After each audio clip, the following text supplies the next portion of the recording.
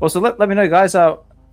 What did you like about the read? What was your favorite part? I'd love to know all feedback and everything else in between. I just think I need to take a moment to apologize to Jean Grey for calling her a scared cow. That was kind of funny. Nah, she deserves it. She's I'm a bit, a scared sacred cow. The scared sacred cow.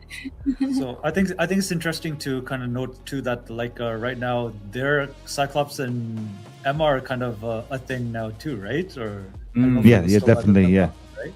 So then she's like the other woman because Jean's been the love of his life. Whatever's going on there too, right? So then she's definitely a little catty about it for sure, right? So Yeah, because he can sense everything. But I'm a big Scott and Emma fan because they together are so good. Of course, they start in the new X-Men, where they have this psychic affair. He's basically cheating on Jean, and then you got the whole dumb thing with Jean and Wolverine again. That I mean, can we please stop that? It's so annoying, man. And then people go like, "Oh, Wolverine and Jean." There was never a thing. Some idiot came up with it out of spite, and they just keep going, and it's just so annoying those triangles. Anyway, with Emma and Scott, they got the psychic affair. New X-Men. At the end of New X-Men, Jean dies. Magneto kills her. And so now, with Jean out of the way, they are just together. Which, by the way, Jean gives a blessing for. And then throughout the books, the next 10 years or so, they become this couple, and that's why I'm such a fan of Emma. So at some point, Cyclops has to carry the whole world on his back. The mutants are losing, and he's on this enormous pressure and stress. And Emma Frost, she's there every step of the way. Every step of the way, she's supporting him, and it's not out of ego or everything, because that's what you think with Emma Frost, right? She's just, she's selfish and rich, and everything is me, me, me. But she's really supportive to Cyclops, and so Cyclops become, of course, the man who he is now, which everyone always says like, "Oh, Cyclops is right. Cyclops is right." The mutant leader, but it was actually Emma Frost that really helped him to put him in that position. So that's why I like Emma Frost. That's why I like their relationship so much, because they have despite their beginnings was a bit shaky, they have a really healthy relationship with each other. They really love each other, and I'm still heartbroken that they broke up, man. So that's why I want to be a writer and then infiltrate into Marvel and just bring them back together. Scott and Emma forever, man.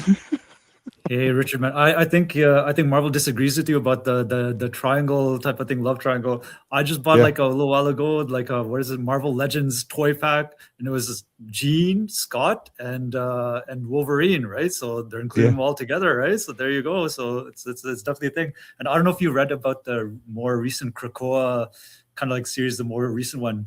That was an Yeah. interesting thing where there's kind of like no boundaries. Let's just say, was it Jean Grey has It a was room and there's adjoining so Scott on one side and Wolverine on the other side, right? So yeah, so open there doors, was right? all implied that they were all having one big feast, which was it's also that kind of stuff is a bit annoying.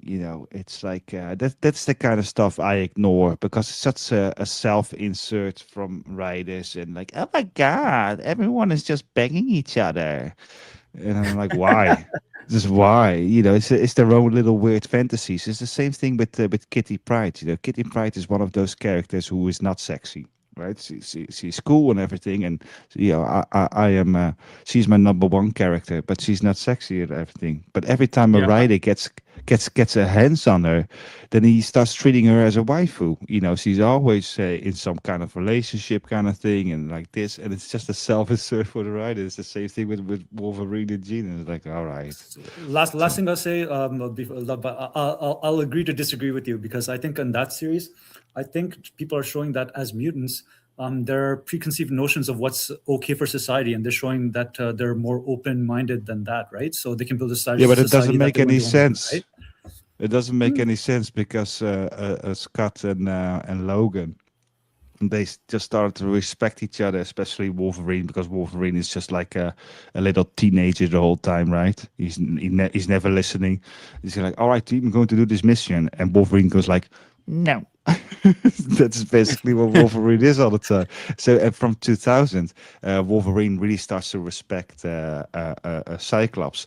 So it is really such a way that like a 180 turn again. And also, Scott and Logan, they have the moments that they respect each other, but they also hate each other. You're not gonna tell me that these two guys, one the leader and one this loner, are going to share a woman. That is fucking bullshit, man. Get out of here.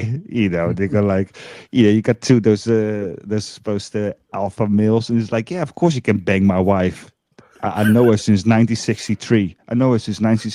Since we are teenagers, and we grew up together, and we got married, and I've been married for a couple of dozen years. But of course you can bang her. You know what? I'm gonna sit in the corner on the cock chair with a beer, and I'm gonna watch you how you bang my wife.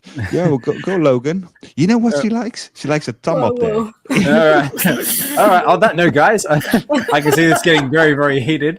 But anyway, moving on. Anyway, Your neighbors are listening, Richard. Yeah. No, it's all good. So, okay, guys, that was Astonishing X-Men number 4. So, if you want to pick yourself up a copy over on VV, the common's going for 2 gems at the moment. So, very, very